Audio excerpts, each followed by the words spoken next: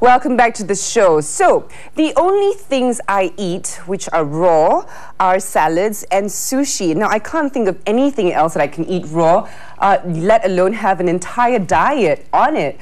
But we've got some very interesting guests today to share with us this story. And before we bring them on, let's take a look at this.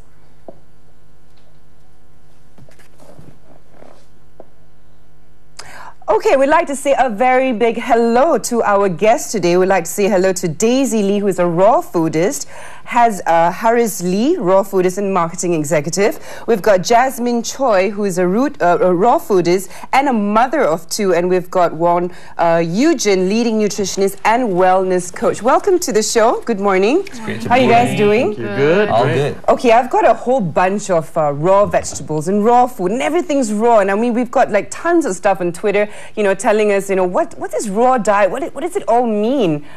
Maybe you can enlighten us. Okay, great. Raw food diet is actually a diet based on 100% plant-based. And what are plant-based products? They are like fruits, grains, nuts, and vegetables, all raw. Okay, yes. So you have that as a complete diet? Is it something you eat every single day? Well, I would not say that well, there are some people who are on a raw food diet. There are lots of people, you know, I mean, overseas. But for Malaysians, it's not very easy to convert somebody into a raw food diet. I mean, it's in moderation. It's so new. I mean, well, you know, I mean, you hear about this and you read about this, you know, about people being on a raw diet abroad, and especially in the US and stuff where everything is possible there. But us as Malaysians, and we love our cooked food and our lemaks and our, you know, what have you. How is this all gel in? Maybe you can tell us, Haris. Okay, actually, it's more into education and realizing what we already have, because if you really look into our food, it's a melting pot of cultures and different sort of food. Like, for instance, like kerabu, actually a lot of things are really eaten raw since in our grandmothers. So, without knowing that they're actually doing it because of raw, but it just so happens that it is raw. So, all you have to do is, basically for Malaysia, we need to educate them on what are the rules in terms of having raw diet.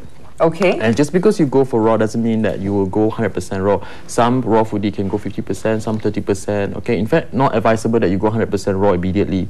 It does take gradually you go up to 100% or 80%. So, but for local food, later I will show you on how to make green smoothie with using our local vegetables. I'm very excited. We've got a food demo coming on later. But I mean, before I ask you guys some questions, how did you become a raw foodist? Okay, previously I was in a restaurant and hotel line, and I was more into pastry.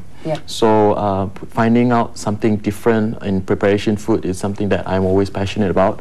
So I was looking into, one day I stumbled this YouTube video about preparing raw dessert, and I was like, wow, okay, let's see what's going on here. So I thought it was just like, you know, cake batik, that sort of thing. You don't bake and all that, you just put everything. But apparently they used fruits, vegetables, nuts and seeds to prepare the dessert. So it got me really interested. And then I started to do more research, and I decided to make one, and I tried, and I thought to myself, hey, this is not bad at all. So that actually created more curiosity, and I would like to know more about raw food. And that's how I found out about the enzymes and the nutrients that it retains. And it's super healthy, I can imagine, Yes, it is very healthy. It's unprocessed. Correct. Even if you, caloric-wise, even if you don't change your calorie, let's say you take maybe about your current amount of calories, but if you were to take raw food, there's actually the benefits that you gain out of it probably may make you even lose weight. Ah, interesting. I may need something like that. You don't need that. Oh, thank you. You're too kind. Jasmine, you're a mother of two. You've changed your diet completely to a raw diet? No. Every day I take about 50% raw food.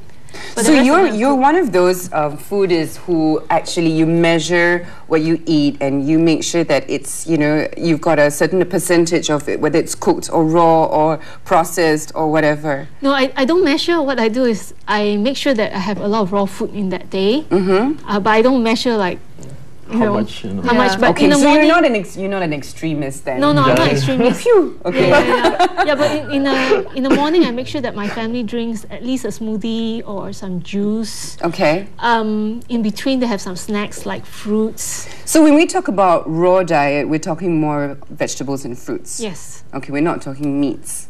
or well, occasionally sushis and stuff like that? we go to a Japanese restaurant, we eat sushi. Yeah, of course, of course. Now, you've got your kids on the diet as well. Yes. Has it always been this way since they were born? Yes. Ah, okay, yes. so you can't really tell the difference. Or can you tell the difference between yourself, before you started to eat a lot healthy? Yeah, when I was a teenager and up to my early 20s, I was really fat and sickly, and I always had gastric pains, and I had this fatigue syndrome. I couldn't wake up. I just want to lie down every day. So then I realized it's the food that I ate. Okay. Yeah, so I realized it's the char kway teow, you know, it makes you really lethargic, doesn't it? Yes, yes. Okay, yeah, okay. Yeah. So when I was in my 20s, I ate out all the time.